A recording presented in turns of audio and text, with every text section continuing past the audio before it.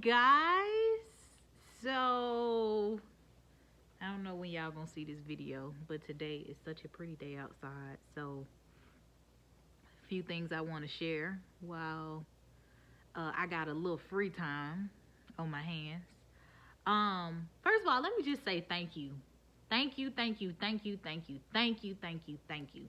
I probably have gotten so much support from sharing that first video about my lessons learned after the breakup that it has been um, such an eye-opening experience for me. And thank you, y'all. Like y'all, I love y'all. Like y'all are some riders. I slick got some social media besties for real, for real. Like so, thank y'all. I love y'all. Y'all the best. So, but look. Today I want to talk about working on yourself. Okay? I want to talk about working on yourself because I'm going to explain how when you work on yourself, you see your whole life change. You see your whole experience changing. See your whole surroundings changing. Um,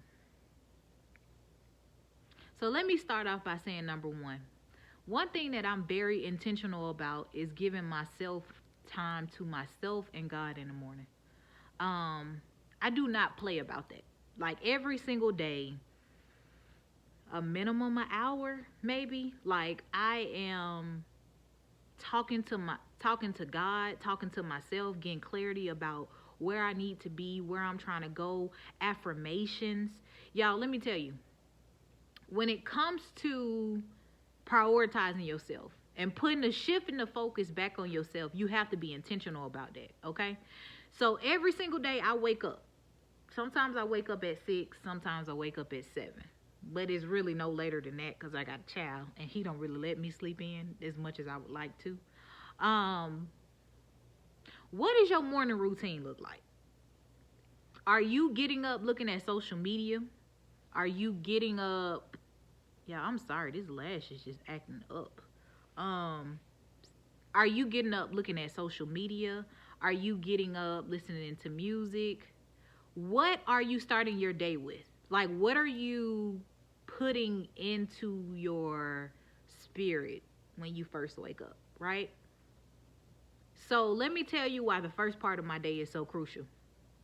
Because it almost will shape my day. It'll give me the energy and the focus and the confidence to go out and do what I need to do to make my day a good day.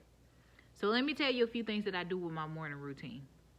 In the morning, when I first thing I wake up, I think about the day before that day. So for an example, today is Sunday. I'll sit in bed and I'll talk to God and tell God, thank you for every blessing that I encountered that day.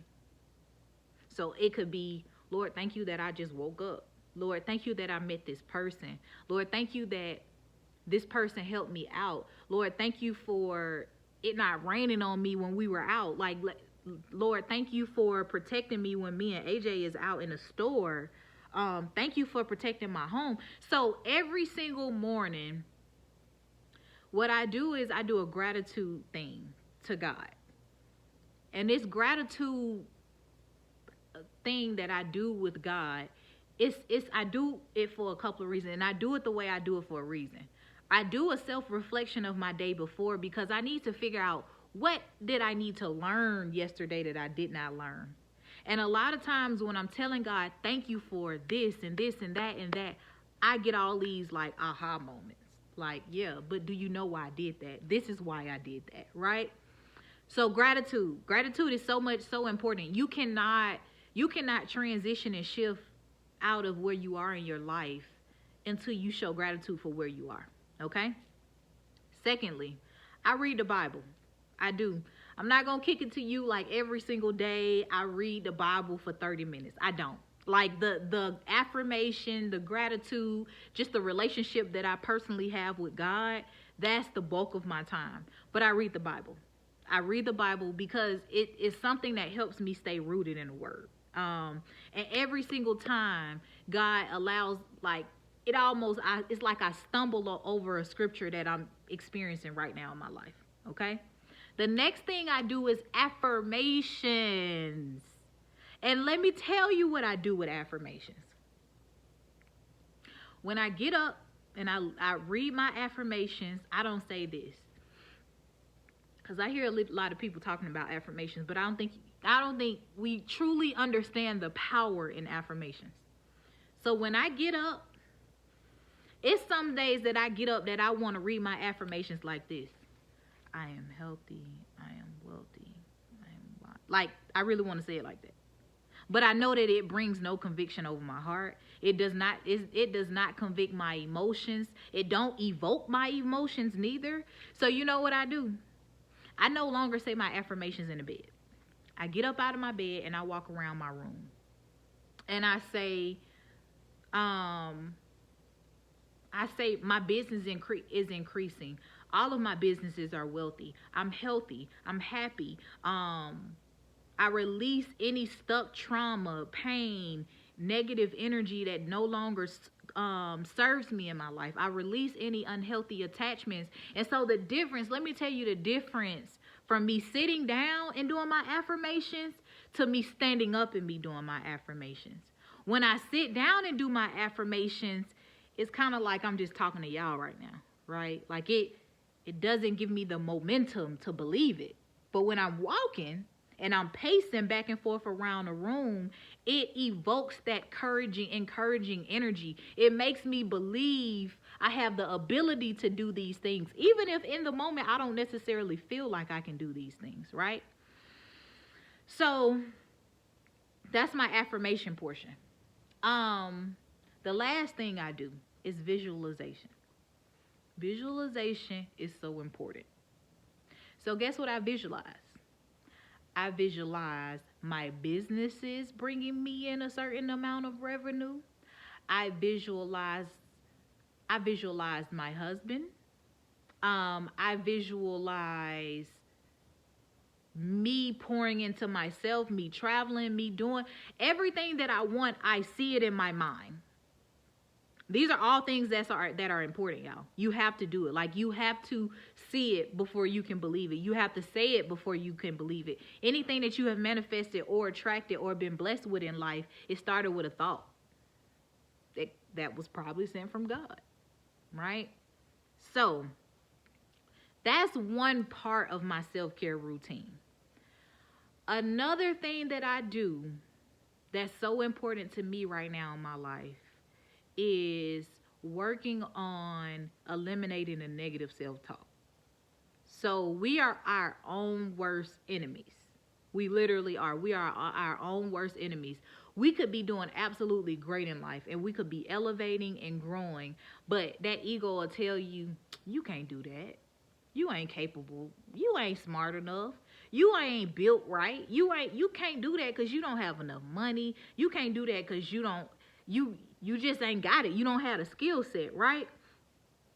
So every single time I get some type of negative thought in my mind, what I'm teaching myself to do now is affirm it with a positive thought. So, for an example, we can use an example, which I don't necessarily know if I feel this now, but I'll use this as an example since my business is out here, right? I could sometimes may have thoughts of like, maybe I'm not worthy, right? But immediately, as soon as I hear that thought, I reaffirm it and say, you worthy. You more than enough. You can attract anything you want. You are a courageous woman. You're a powerful woman. You're a loving woman. So it's like I have to reaffirm myself and build myself back up in those shallow moments where I'm in that sunken place. And so positive self-talk is so important. Also, the power in saying no, y'all. Don't be available for everybody and everything, okay? One thing that I have learned, specifically after my breakup, is everybody is not deserving of my time. Everybody's not deserving of my time.